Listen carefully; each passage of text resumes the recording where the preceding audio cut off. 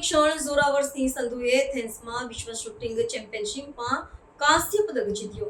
ગ્રીસના Athens શહેરમાં આવેલા માલાકાસા shooting range ખાતે યોજાયેલી આંતરરાષ્ટ્રીય શૂટિંગ સ્પોર્ટ્સ ફેડરેશન વિશ્વ ચેમ્પિયનશિપમાં ભારતના અનુભવી નિશાનબાજ જોરાવરસિંહ સંધુએ પુરુષોની ટ્રેપ સ્પર્ધામાં કાંસ્ય પદક જીતીને દેશનું નામ રોશન કર્યું હતું।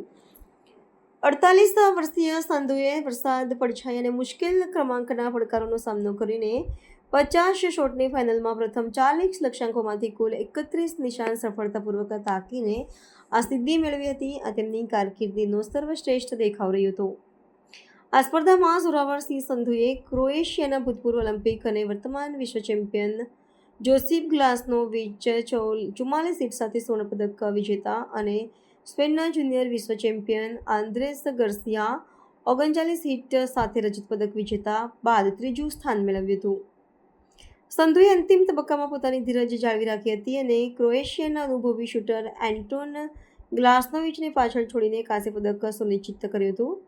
ભારતીય નિશાનબાજીના ઇતિહાસમાં ટ્રેપ ઇવેન્ટમાં માત્ર ત્રીજો વ્યક્તિગત વિશ્વ ચેમ્પિયનશિપ પદ છે જે તેમની લાંબા સમયની મહેનત અને સમર્પણને ઉજાગર કરે છે।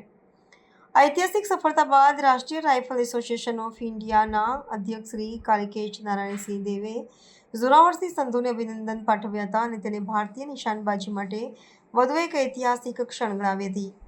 આ પદકથી ભારતે ચેમ્પિયનશિપમાં પોતાનું ખાતું ખોલાવ્યું છે। હવે શનિવારે યોજાનારી ટ્રેપ મિશ્રિત ટીમ સ્પર્ધામાં પણ ભારતીય જોડીઓ જોરાવરસિંહ સંધુ અને આશિમા અહલાવત તેમજ ભવનેશ મેંદિરાટા અને નીરુ ઢાંડા પાસેથી વધુ એક પદક જીતવાની આશા છે।